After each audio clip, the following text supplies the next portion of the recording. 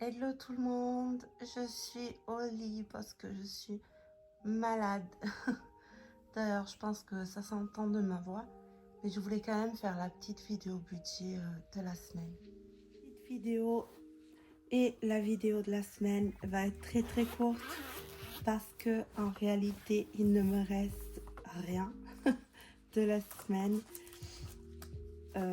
Non, c'est même pas une pièce. Il ne me reste absolument rien. J'avais quelques pièces rouges que mes enfants ont pris. Du coup, bah, j'ai absolument rien du tout.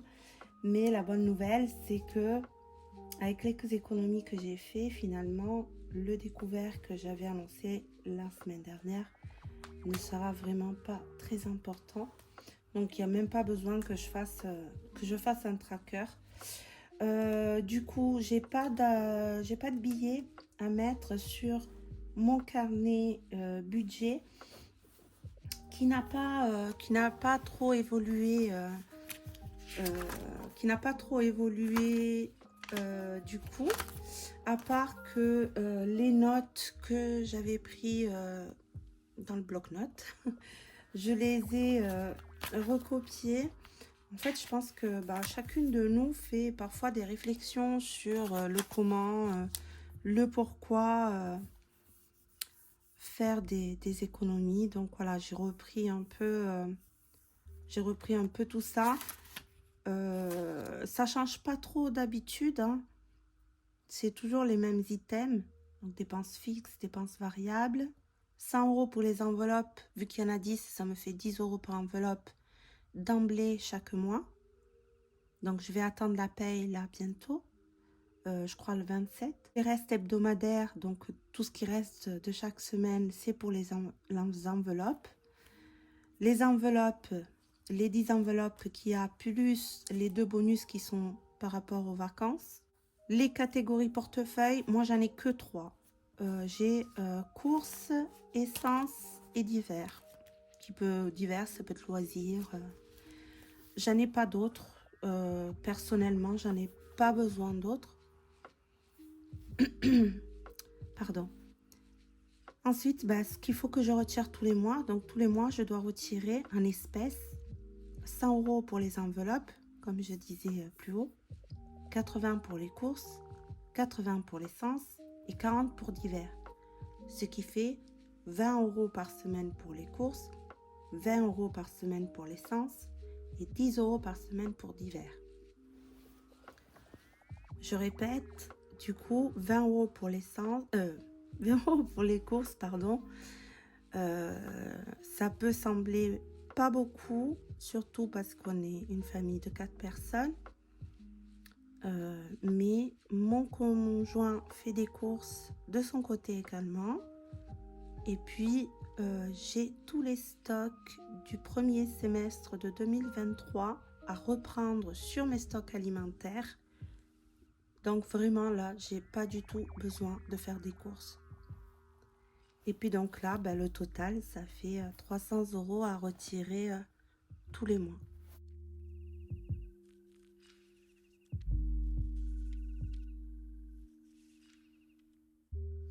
J'aime toujours m'organiser avec ces petites cartes que j'ai à récupérer. Donc là, aujourd'hui, nous sommes le 23. Donc là, ce que je vais mettre dans mes enveloppes doit me durer jusqu'au 30. Il y a un petit truc qui est rentré. Voilà. Doit me durer jusqu'au 30. Et 30, je recommencerai les courses. Et puis là, à côté, j'ai en dessous des stickers, j'ai le mois de février. Et donc après, je mettrai le mois de mars à côté. Et ainsi de suite. Donc là, du 30, il faudra que ça aille jusqu'au 6 et ainsi de suite. Ça me fera 1, 2, 3, 4 semaines. Ah, c'est parfait. En fait, je calcule par 4 semaines jusqu'à la prochaine paye. Donc effectivement, il y a des semaines plus longues que les autres. Mais voilà, ça me permet de faire toujours les mêmes calculs. Donc voilà, toujours pareil, 10 € pour divers. «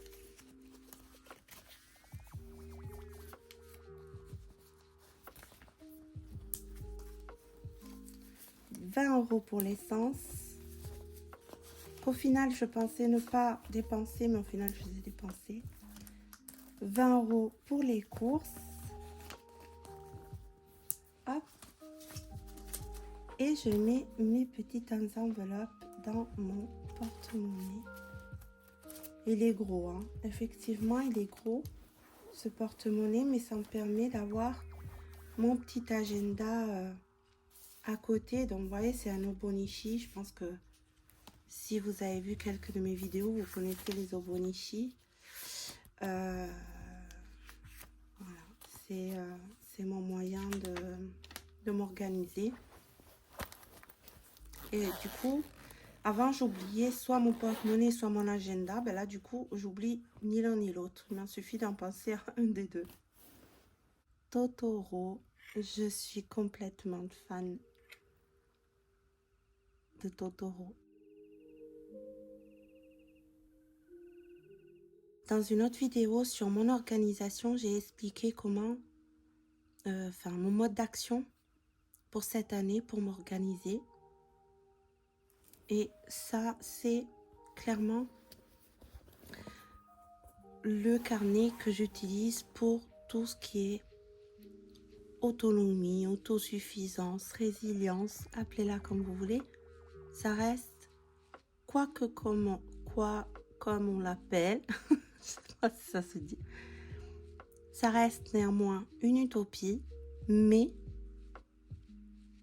ça facilite la vie, ça rassure, ça sécurise. J'ai déjà expliqué dans d'autres vidéos que par rapport à la première vague de Covid, ça a été compliqué chez moi, puisque j'étais seule avec mes enfants et que j'avais pas grand chose dans le frigo, et je me suis dit que ça se reproduira plus jamais. Donc depuis ce mars 2019, ce mars 2020, je me suis organisée et en fait là j'ai tout repris pour 2023. Donc j'ai commencé par mes stocks, toutes les choses que j'ai stockées, quelques notions, vous voyez, de stock idéal pour une personne pour un an. 25C de la résilience, ce n'est pas quelque chose que moi j'ai inventé, c'est quelque chose que j'ai récupéré sur YouTube. Ça ne m'appartient pas. Les besoins plus importants, donc besoins, actions, etc. La maison, pardon. Donc je disais la maison, pièce par pièce. Je crois que je n'avais pas arrivé jusqu'au bout.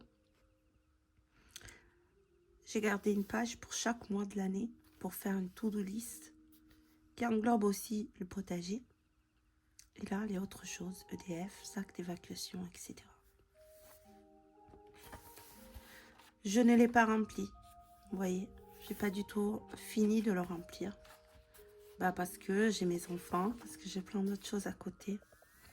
Mon schéma de base, je vais y trouver un nom à ce schéma. J'en reparlerai dans une autre vidéo parce que là, je commence à ne plus avoir de voix. Mais voilà, sachez que j'ai repris tout ça et que voilà, le sac d'évacuation avance. J'ai listé toutes les choses en tant que maman que je fais, puisque le sac qui est pour moi, en fait, sera pour moi et ma plus petite fille de 3 ans. Voilà. Et donc, je suis bien contente de ce carnet.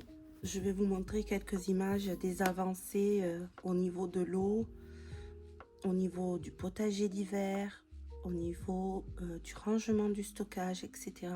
C'est pas grand chose. Je ferai une vidéo plus approfondie sur le sujet parce que j'aime ça et ça me fait plaisir de partager. Il y a beaucoup d'autres personnes qui sont beaucoup plus avancées que moi. Et ils ont bien de la chance. Moi, j'avance vraiment petit à petit. Et je pense qu'il y a des autres personnes aussi qui avancent petit à petit comme moi. Sur ce, je vous laisse parce que j'ai trop mal à la gorge pour se parler.